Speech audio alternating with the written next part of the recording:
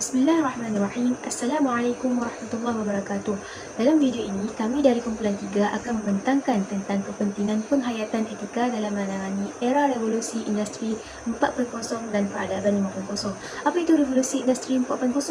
Menurut pengasas Forum Ekonomi Dunia, Klaus Schwab, revolusi industri 4.0 ini ditandai dengan kemunculan superkomputer, robot pintar, kenderaan tanpa pengemudi, suntikan genetik dan perkembangan neuroteknologi yang memungkinkan manusia untuk lebih mengoptimalkan fungsi otak. Dalam arti kata lain, hidup manusia akan dipermudahkan dengan bantuan robot yang akan menguruskan hal ehwal dan tugasan harian. Seterusnya, definisi masyarakat 5.0 atau dikenali sebagai Society 5.0. Masyarakat 5.0 ini ialah sebuah masyarakat yang dapat menguasai kehidupan di alam maya dan alam fizikal.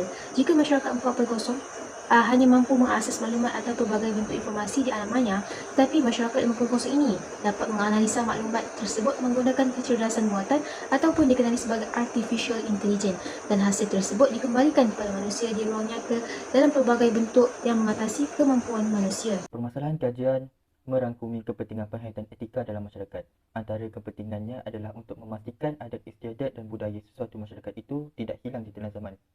Selain itu, ia juga untuk memastikan masyarakat dapat hidup dalam kehidupan yang harmoni antara satu sama lain. Hal ini kerana ia memastikan manusia melaksanakan kewajipan hidup yang memberi faedah kepada diri sendiri dan juga masyarakat.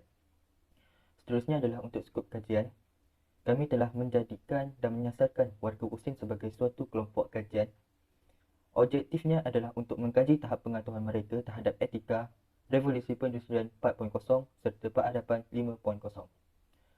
Selain itu, ia adalah untuk mengetahui pendapat daripada warga Usin berkaitan dengan kepentingan penghayatan etika dalam memupuk perpaduan dan persefahaman. Kami telah menjalankan kajian ini dengan mengedarkan borang soal selidik secara atas talian pada 2 Disember hingga 5 Disember iaitu sepanjang 4 hari dan telah mendapat 123 responden iaitu 31 responden lelaki dan 92 responden perempuan.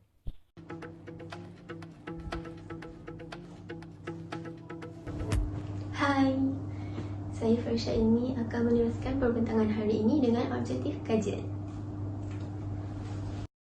Objektif kajian yang pertama adalah untuk melihat tahap-tahap kefahaman tentang revolusi industri 4.0 dan masyarakat 5.0 dalam kalangan warga Usin. Seterusnya, untuk menganalisis kepentingan etika dalam memupuk perpaduan dan persefahaman kepada masyarakat 5.0 dalam era revolusi industri 4.0. Selain itu, untuk mengkaji kesan perkembangan teknologi pada masa kini terhadap peradaban 5.0. Akhir sekali, untuk mengenal pasti cabaran masyarakat 5.0 untuk mengekalkan etika seiring dengan kesibukan dalam mencipta dan memajukan teknologi. Seterusnya ialah organisasi, lokasi dan skop kajian. Kajian ini dijalankan di Universiti Sains Islam Malaysia dan respondennya juga diambil daripada warga Universiti Sains Islam Malaysia. Bagi skop kajian, kajian ini dijalankan untuk mengetahui dan mengkaji tahap pengetahuan warga Universiti Sains Islam Malaysia terhadap etika, revolusi perindustrian 4.0 serta peradaban 5.0. Kajian ini juga dijalankan bagi mengetahui pendapat warga Universiti Sains Islam Malaysia terhadap kepentingan penghayatan etika dalam memupuk perpaduan dan persefahaman. Objektif bab 2 ini adalah untuk membincangkan kajian literatur yang berkaitan dengan topik kajian. Pertama sekali, etika dan peradaban adalah dua konsep umum sejagat yang sangat penting untuk menghayati dinamika sesebuah masyarakat. Revolusi perindustrian keempat ialah satu pendekatan untuk menggunakan segala jenis teknologi.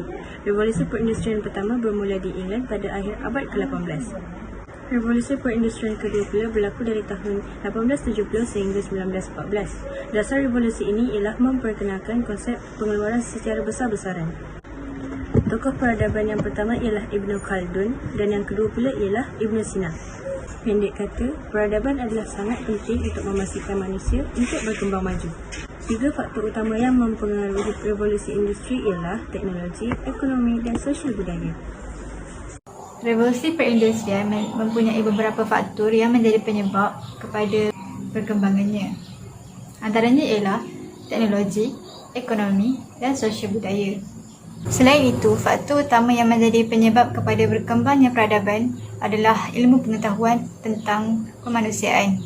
Seterusnya, terdapat juga kesan revolusi perindustrian 4.0 terhadap peradaban 5.0. Dalam segi sosial, ia dapat meningkatkan taraf teknologi dalam pelbagai aspek, contohnya internet. Dalam aspek pendidikan pula, pelajar dapat mempelajari dan menguasai bidang teknologi secara teori dan praktikal. Dan akhir sekali, dari segi ekonomi, berkurangnya peluang pekerjaan kerana tugas-tugas manusia telah diganti dengan teknologi yang dicipta oleh manusia pada zaman kini, contohnya robot.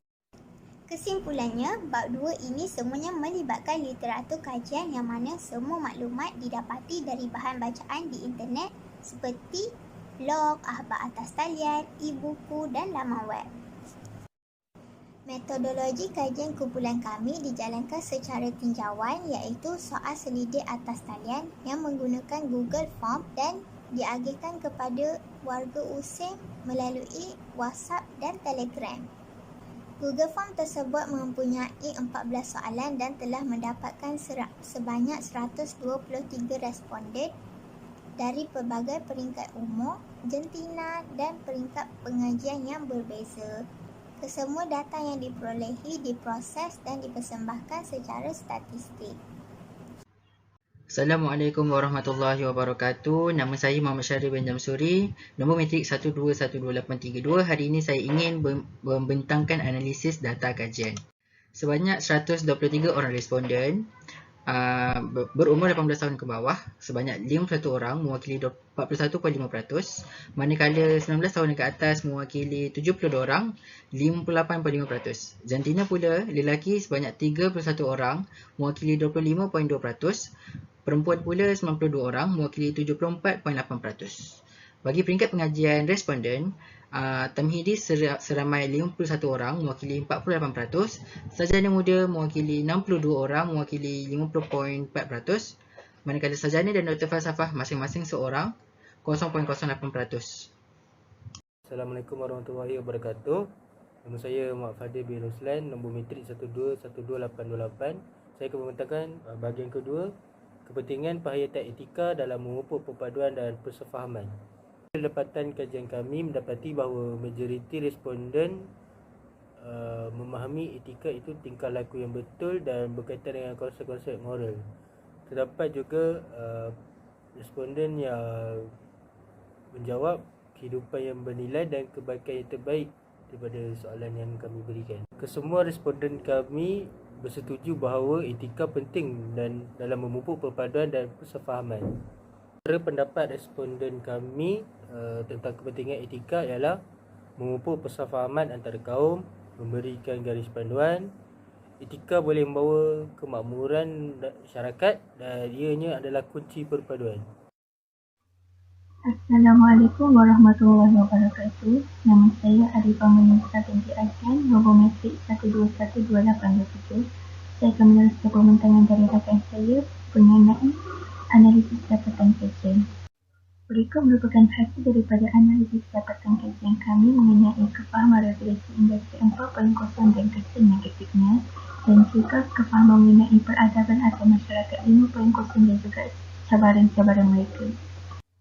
Ini merupakan contoh revolusi industri 4.0 di semasa kondisi kehidupan seharian. Antaranya ialah mesyuarat fizikal digantikan mesyuarat maya di koran pandemik COVID-19 ini. Sisi perkuliahan telah dijalankan secara atas talian menggunakan pelbagai medium seperti Google Meet ataupun Microsoft Teams.